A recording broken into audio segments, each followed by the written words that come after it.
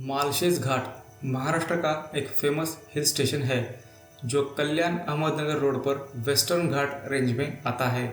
Malshej Ghat hikers, trekkers और nature lovers के बीच famous है। ये कई सारे जीव जंतु और प्रजातियों का घर है। मालशेज घाट मुंबई से 127 किलोमीटर, पुणे से 125 किलोमीटर, नासिक से 133 किलोमीटर और सूरत से 336 किलोमीटर पर है।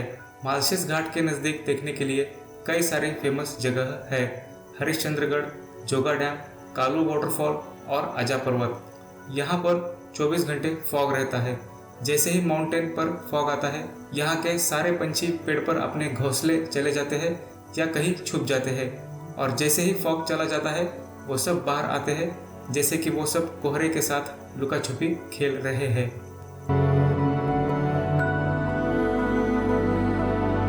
गुड मॉर्निंग फ्रेंड्स, स्वागत है आपका मेरे इस चैनल पर। कल मैं हड़सर से मालशेज घाट आया हूँ। मैंने कल रात को मालशेज घाट में एक निसर्ग होटल में स्टे किया था और मालशेज घाट से मुझे जाना है खीरेश्वर। आज हम जाएंगे हरिश्चंद्रगढ़। हरिश्चंद्रगढ़ का बेस विलेज है खीरेश्वर। अगर आप मुंबई, पुणे और कल्याण से आते हैं तो हरिश्चंद्रगढ़ का बेस विलेज है खीरेश्वर, और अगर आप नासिक से आते हैं तो हरिश्चंद्रगढ़ का बेस विलेज है पाचनई। मैं कल हड़सर फोर्ट गया था और हड़सर फोर्ट से मैं मालशेज घाट आया हूँ, तो मुझे खीरेश्वर से अब हरिश्चंद्रगढ़ जाना है। हरिश्चंद्रगढ़ एक महाराष्ट्र का फेमस ट्रैकिंग पॉइंट है। यहाँ दूर दूर से लोग आते हैं हरिश्चंद्रगढ़ ट्रैकिंग करने के लिए, और यहाँ सबसे फेमस है कोकन कड़ा, और यहाँ पर है जोगा डैम। तो मेरे सामने खूबसूरत डैम है, मैं आपको दिखाता हूँ।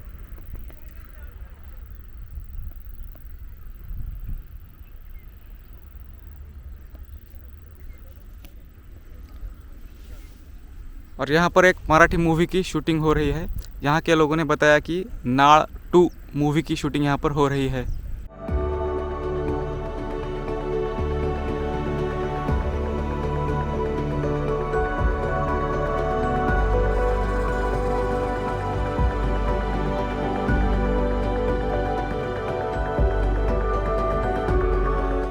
ये सामने सिंधोड़ा फोर्ट है।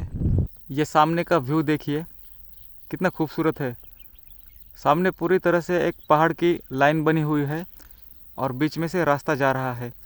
सो ये इतना खूबसूरत नज़ारा सिर्फ फिल्मों में ही देखने को मिलेगा। अगर रियल लाइफ में आपको इसे देखना है तो आपको घर से बाहर निकलना ही होगा। फोर्ट की ट्रैकिंग सुबह 9:30 को शुरू हो गई है।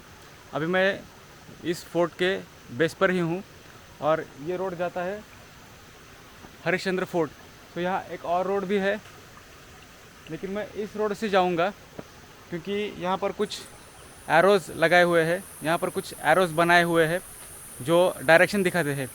आधे घंटे की ट्रैकिंग हो चुकी है और अभी मैं सिर्फ 10% ऊपर आया हूँ। अभी 90% फोर्ट चढ़ना बाकी है। सो मैं तो सोलो ट्रैवलिंग करता हूँ। जब आप आएंगे तो किसी गाइड को साथ में रखिए या फिर ग्रुप में आइए, अकेले मत आइए, क्योंकि ये फोर्ट 1400 मीटर ऊंचा है और इसकी ट्रैकिंग बहुत हार्ड है। 40% जंगल ट्रैक है, उसके ऊपर पहाड़ चढ़ना होता है। गांव में तो मुझे कोई गाइड नहीं मिला। ऊपर आने के बाद यहाँ पर जो नींबू शरबत सेल करते हैं, नींबू शरबत बेचते हैं, उनके साथ अब मैं ऊपर जा रहा हूँ। मैंने उनको हायर कर लिया है, वो भी एक गाइड है। तो आप अकेले मत आइए, ग्रुप में आइए या फिर गाइड को साथ लेकर आइए। हरिश्चंद्रगढ़ 2000 साल पुराना किला है। सातवाहन काल में यहाँ पर सातवाहनों का शासन चलता था। राजा हरिश्चंद्र, इनके नाम से इस गढ़ का नाम हरिश्चंद्रगढ़ रखा है। उसके बाद इस किले पर कई राजाओं ने शासन किया और 1747 में ये फोर्ट मराठों के पास आ गया और आखिर में 1818 में ये फोर्ट ब्रिटिशों का हो गया। महाराष्ट्र के अहमदनगर जिले में स्थित हरिश्चंद्रगढ़ महाराष्ट्र के टॉप 10 फेमस किलों में से एक है। ये किला 1424 मीटर ऊंचा है। साल भर में आप कभी भी यहाँ पर आ सकते हैं, लेकिन अक्टूबर से दिसंबर तक का जो मंथ है ये हरिश्चंद्रगढ़ आने के लिए अच्छा माना जाता है। हे बघा, वाघ या जंगलामध्ये आहेत, ते ओळखायचं कसं? फार तर एखाद्या वेळेस कधी कधी नजरेस येत नाही, पण ते रात्रीला येतो जातो असतात. त्यावेळेस ओळखायचं कसं? का रस्त्याच्या कडेला असं त्यांनी उकरलेलं असतं. चालता चालता तो असं पायाने उकरतो. अच्छा. आणि मग पुढे जातो, जमिनीला तोंड लावतो आणि डरकाळी फोडतो आणि पुढे जातो. हे हो, हे इकडे नखी लागलेली. हां, ती नखी लागली. देखिए यहाँ पे वाघ नखे है। हां, वाघ नखी. टाइगर ने अपने पंजों से यहाँ पे हां, असं समजायचं का इकडे गेला. स्क्रैच किया हुआ है। हां.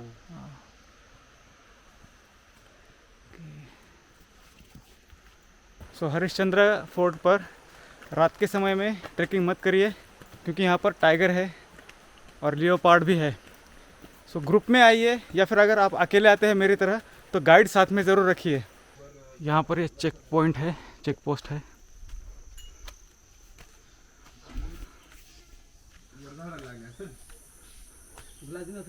तो यहाँ पर ये चेक पोस्ट है और यहाँ पर 30 रुपीज़ पे करने होते हैं ऊपर जाने के लिए। यहाँ पर फॉरेस्ट डिपार्टमेंट के ऑफिसर्स है। यहाँ पर महादेव का एक शिवलिंग है और सामने है, ये सामने एक टाइगर की कार्विंग की है पत्थर के ऊपर। इसे तोलार खिंड कहते हैं। यहाँ से 2 रास्ते जाते हैं, एक लवाड़े गांव को जाता है, रतनगढ़ लवाड़े गांव, और ये ऊपर जो जाता है यहाँ पर आप बोर्ड देख रहे हैं, ये सीधा हरिश्चंद्रगढ़ के ऊपर जाता है। तो ये टाइगर का जो कार्विंग है पत्थर के ऊपर, इसे लैंडमार्क याद रखिए, ये एक लैंडमार्क है। तो चेक पोस्ट से 5 मिनट ऊपर आने के बाद यहाँ पर एक जनरेटर दिखाई देता है, जो 30 रुपीज़ चार्जेस लेते हैं फॉरेस्ट डिपार्टमेंट के ऑफिसर्स। तो उन पैसों से ये जनरेटर यहाँ पर लगा है ताकि रात को यहाँ पर लाइट रह सके, और ऊपर यहाँ पर रेलिंग्स लगाई है उसी पैसों से जो 30 रुपये चार्जेस लेते हैं। सो ये हमारी सिक्योरिटी के लिए होता है। ये सिंदोड़ा फोर्ट है, इस साइड में पुणे डिस्ट्रिक्ट है और उसके ठीक अपोजिट साइड में यहाँ नगर डिस्ट्रिक्ट है, और यहाँ से नासिक भी जा सकते हैं। पाचनाई और लवाळे गाव है जो नगर डिस्ट्रिक्ट में आता है। हे मध्ये पर्क्युलेशन टँक दिसतो का, पाणी दिसतं ना, तिथंच खाली घर आहे आमचं. तिथून तो वाघ काढीत आणलाय आम्ही इथपर्यंत. म्हणजे रात्रीला तो आमच्या पुढे असं उकरी चाललेला ना, आम्ही मागणं. हे मुकामी होते, म्हणला अरे तुम्ही सगळे आहेत का इथं आज? म्हणे आहेत. म्हणलं वाघ आला, तो म्हणे इकडं नाही आला. तो त्यांना कळालंच नसेल ते. ओके, ते पॅकमध्ये राहतात ना आतमध्ये, हो, ते आतमध्ये गेले असतील. मग हे पटकन निसटून गेला असेल खाली. शेड बघून गेला असेल तो. त्याला ते चाहूल लागले असेल, चावला माणसं आहेत. तू नेहमी जातो येतोय ना रात्रीला. हे वाघांमध्ये एक मोठा डिफरंट आहे बरं का. अच्छा. बिबट्या ना, बिबट्या तो माणसावर एखाद्या वेळेस चाल करू शकतो, पण जो पट्ट्यावाला आहे ना तो नाही करत. का नाही करत? तो मोठी शिकार बघतो. तो विशेषतः माणसाला इतकं काय असं माणसाला ते करत नाही. बिबट्यांचं कसं राहतंय, म्हणजे माणसाच्या अंगात मांस राहत नाही. नाही ते काय असेल ते नाही, पण तो शक्यतो माणसाला साईडला होऊन जातो आपण. अच्छा.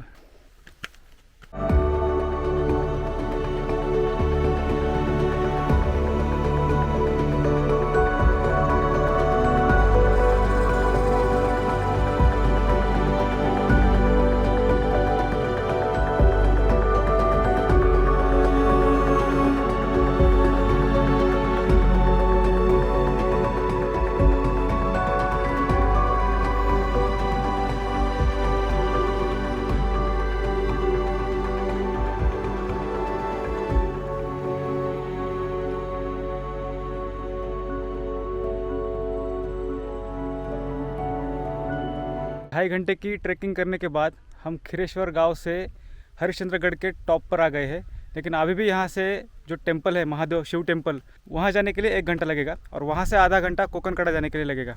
सो कीप वॉचिंग, वीडियो को स्किप मत करिए। इस फोर्ट का नाम राजा हरिश्चंद्र के नाम से पड़ा है और इसीलिए यहाँ के चट्टानों को तारामती और रोहिदास नाम दिया है। इस फोर्ट का निर्माण 6th सेंचुरी में कलचुरी वंश के शासन में हुआ था। 14th सेंचुरी में ऋषि चांगदेव ने यहाँ पर तपस्या की थी।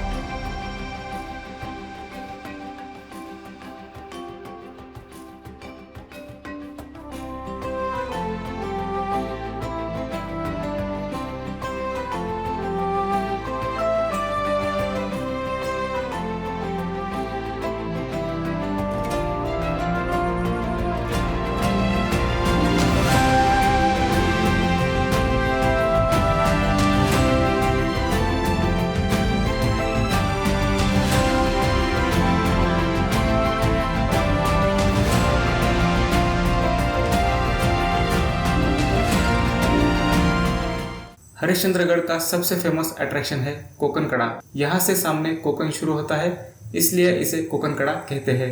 मानसून में सुबह 7 या 7:30 बजे यहाँ पर इंद्रवज्र देखने को मिलता है।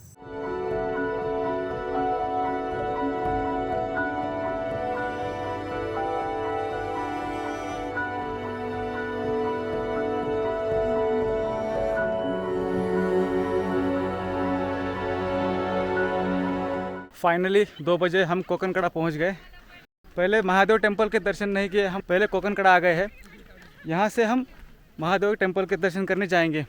तो ये जो व्यू आप देख रहे हैं, यही देखने के लिए लोग दूर दूर से आते हैं। कोकन कड़ा जो है वो चंद्रकोर साइज़ का है, चंद्रकोर आकार का है, आधा कर्व है। और सुबह यहाँ पर आते हैं 7-8 बजे, तो यहाँ से इंद्रवज्र भी दिखता है। कोकन कड़ा के नीचे जब फॉग आ जाता है और आप कोकन कड़ा पर खड़े हैं और आपके पीछे सूरज है, तो सूरज की किरणें आपके ऊपर पड़ती है और साइड से होकर नीचे फॉग पर पड़ती है, तो पूरा सर्कल रेनबो दिखता है, जिसे इंद्रवज्र कहते हैं।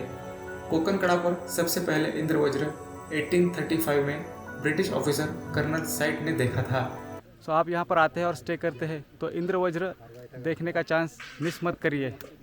और यहाँ से सनसेट बहुत ही खूबसूरत दिखता है।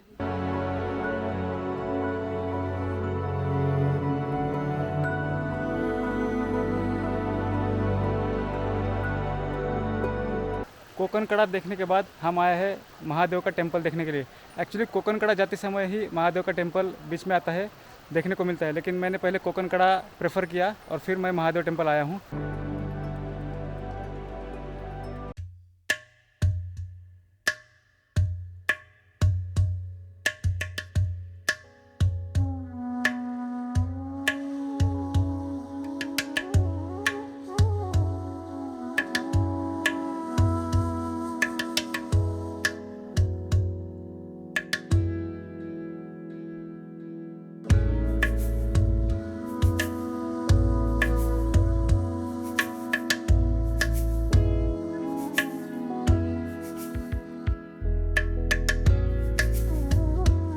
हरिश्चंद्रगढ़ पर महादेव का हरिश्चंद्रेश्वर मंदिर है। इस मंदिर के पिलर पर जो मूर्तियां हैं वो साउथ इंडियन मूर्तियों के जैसी है। यहाँ पर कई वाटर टैंक भी है।